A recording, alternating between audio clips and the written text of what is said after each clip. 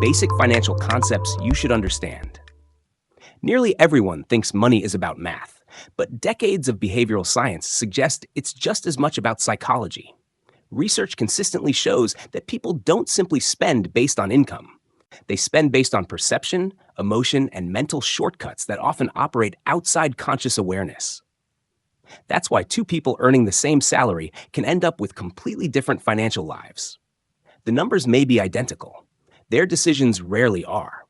Financial literacy isn't just about knowing definitions like interest or inflation. It's about understanding the invisible forces that shape every financial decision you make. Once you understand those forces, many everyday money behaviors suddenly make sense. Let's begin with one of the simplest ideas: opportunity cost. Every dollar has alternatives. Spending $20 on lunch doesn't just buy a meal. It also gives up everything else that money could have become. Economists call this opportunity cost because every choice closes the door on countless others. Yet your brain isn't naturally designed to notice invisible losses. Psychologists have found that people pay much more attention to what they receive than to what they quietly give up.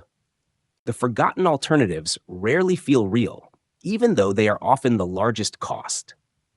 Another concept that shapes almost every financial decision is compound growth. Albert Einstein may or may not have called compound interest the eighth wonder of the world, but the mathematics behind it is undeniably remarkable. Compound growth simply means that growth begins generating more growth. Imagine rolling a small snowball downhill. It doesn't grow in a straight line. It gathers more snow as it moves, making each rotation larger than the last. Money invested over long periods behaves in much the same way. Behavioral economists have discovered something interesting, however. Humans consistently underestimate exponential growth. Studies show that people intuitively think in straight lines, even when reality curves upward. This cognitive bias helps explain why long-term investing often feels unimpressive at first, but becomes dramatically more powerful over decades. The opposite principle also exists: debt compounds. Interest doesn't distinguish between assets and liabilities. If investments can multiply wealth, loans can multiply obligations. Credit card balances are particularly expensive because interest accumulates on previous interest if balances remain unpaid. Small debts that seem manageable today can become surprisingly large through the same mathematical process that makes investing effective. Understanding inflation changes another common misconception. Many people believe saving money automatically preserves wealth. In reality, purchasing power matters more than the number printed in your bank account. Inflation simply means that prices tend to rise over time. If your savings grow more slowly than prices, your money gradually buys less, even though the balance appears unchanged. Economists describe this as the difference between nominal value and real value. Nominal value is the number you see. Real value reflects what that number can actually purchase. Your brain naturally focuses on visible numbers, making inflation psychologically easy to ignore until everyday expenses suddenly feel more expensive. This brings us to risk. People often define risk as losing money. Finance defines it differently. Risk is uncertainty. A low-risk investment may still lose value temporarily, while a high-risk investment may produce excellent returns. The difference lies in predictability rather than guaranteed outcomes. Daniel Kahneman's groundbreaking research on decision-making revealed something equally important. Humans experience losses more intensely than equivalent gains. Losing $100 typically feels far worse than gaining $100 feels good. This phenomenon, known as loss aversion, helps explain why many investors panic during market declines, even when history suggests markets have repeatedly recovered over long periods. Your emotions aren't irrational. They're protective. The challenge is that financial markets often reward patience while your brain evolved to respond quickly to perceived danger. Another essential concept is diversification. Putting all your money into one investment can produce spectacular success. It can also produce catastrophic failure.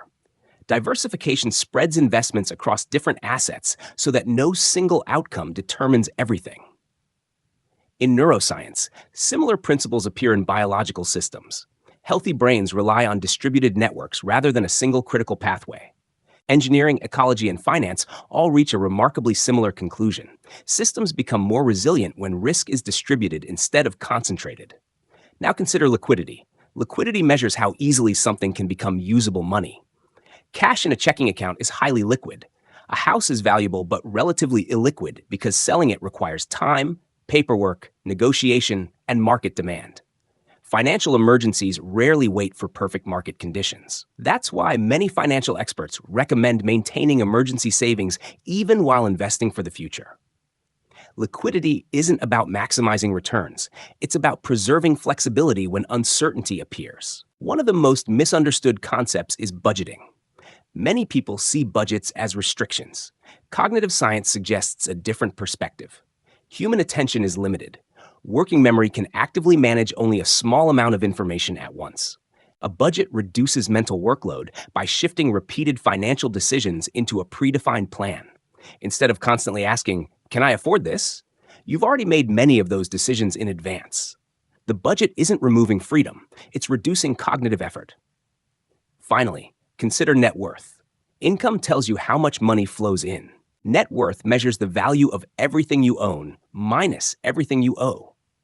Two individuals with similar salaries can have dramatically different financial health because one steadily builds assets while the other accumulates liabilities. Financial progress depends less on earnings alone than on the relationship between what enters your life and what remains after your decisions. Perhaps that's the deepest financial concept of all. Money isn't merely a collection of numbers. It's a record of countless decisions interacting with human psychology, biology, mathematics, and time.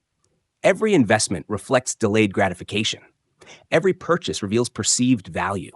Every loan, every savings account, every financial habit becomes part of a much larger system shaped by cognitive biases, emotional responses, and the remarkable limits of the human brain.